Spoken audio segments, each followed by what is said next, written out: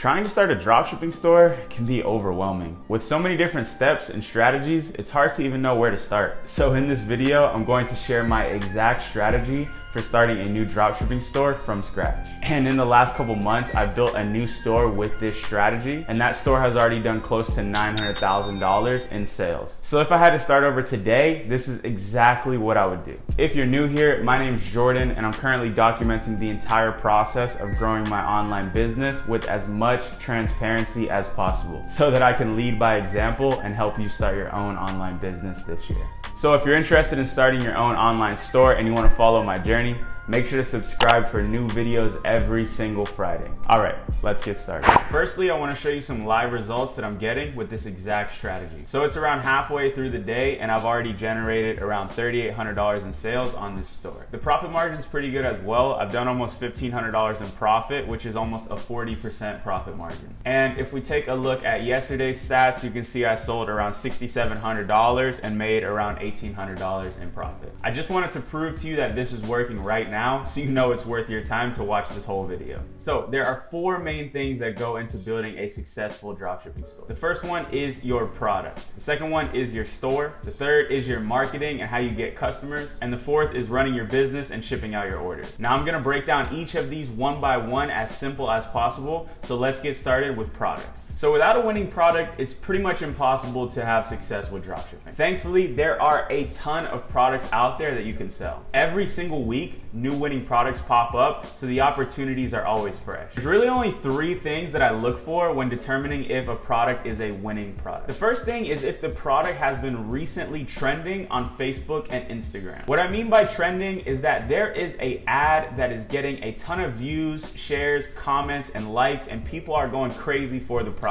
This is a great sign that you can make money off of this product because people are already interested in it. As long as you do something a little bit better than the person that's already selling it, you can swoop right in, compete with them, and make money selling that same product. This is exactly what I've done for every single one of my winning products, and it's worked time and time again. The next thing I look for is mass appeal. My favorite type of products are the ones that can be sold to the masses. I don't love the extremely narrowed down products that only apply to a small set of people. Yes, they will buy the product, but if we ever want to scale and build something big, we need something that we can sell to almost everybody. It's okay if it's a little narrow, like it's only for women or it's only for men, but the broader, the better. The last thing I look for is good profit margins. What I consider to be good profit margins is being able to sell the product for 3 times the cost it takes to ship it out to the customer. So if the product costs you around $10 to send it to your customer, you want to be able to sell it for at least $30. And that's pretty much all I look for in a winning product. Let me show you a live example of exactly what I'm talking about. Okay, so this product is an absolute banger.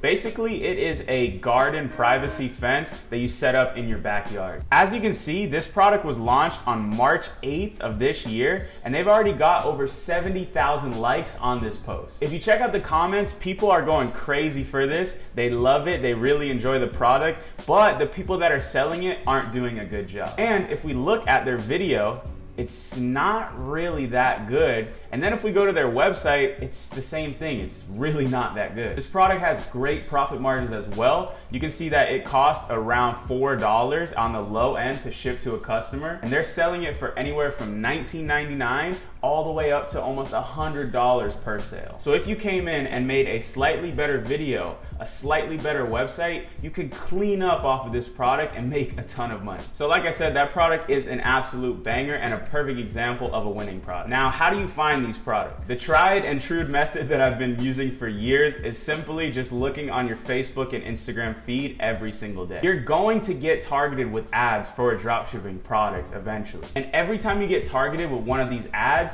you need to show Facebook that you're interested. So you want to go to the ad, you want to like, you want to comment, you want to go to the website, you want to click add to cart and show Facebook that you're trying to buy stuff like this. So they will start recommending you more products and your feed is just going to become the best product research tool that you have. That's my favorite method, but I also created a tool that automates this process. So if you want to check that out, click the link down below. All right, so step number 1 is finding a product that fits this criteria. So once you've got that product, now you've got to build a store. Now there are a couple different types of stores that you could build. You could build a general store, which is a store store that has a bunch of random products all around it. You could build a one product store, which is a store that only focuses on selling one main product, or you can build a hybrid store, which is what I recommend building. A hybrid store combines the benefit of a one product store and a general store. With a general store, you have freedom to test a bunch of products. And with a one product store, you're limited, but you're gonna have a higher conversion rate and people are gonna trust you much more than a general store. With a hybrid store, you're creating the same branded feel that a one product store would have, but with the freedom to test a bunch of products. I think it's better if I just show you an example. So this is a sample store that I created that would actually be perfect for the product I just showed you. The store is called Flora Flow. As you can see, it's pretty much focused entirely on home and garden based products. It has a nice branded design, it has a good logo, it's easy to browse and shop around, and overall it feels like a trustworthy site. I recently made a video on exactly how I built this store, so after you watch this one, feel free to check that out. The one tip I will give in this video is to model your store off of what's already working. This is not some brand new design I came up with,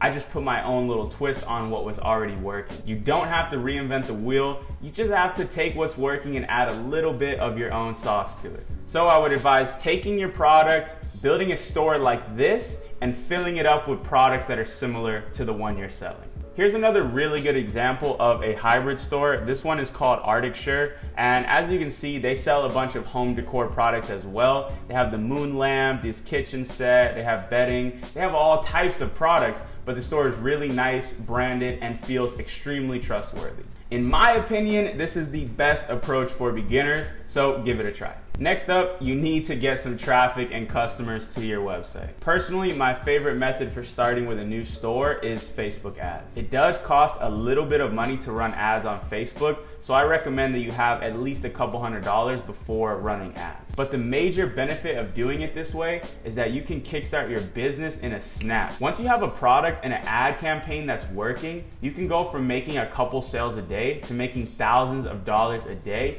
in just a matter of weeks. It's much harder to do that with free traffic, so that's why I recommend you guys learn how to run ads. The first step when it comes to running ads is creating a video ad for your product. Personally, I recommend that you learn this skill yourself. My friend Tan actually made a video recently on how to make video ads, so I'll link his down below. It's a good tutorial and Tan does very well with his dropshipping store, so check that out if you want to learn how to make ads. If you don't want to learn the skill, you can pay to have somebody create ads for you. I think the best service out for video ads is called Bands Off Ads. I've worked with them on a few projects and I've been pleased with the results every single time. So once you get a video ad created for your product, it's time to launch your first ad. So here's a simple low budget strategy that I use to launch products on Facebook. You got to make sure your video ad is on point. There's no spelling errors, no weird cuts. Everything flows nicely and the video is super clean. Once that's done, you need to create a Facebook page and an Instagram page for your store. After that, go to Facebook, create your business manager, create your ad account so you can start running ads. Once that's done,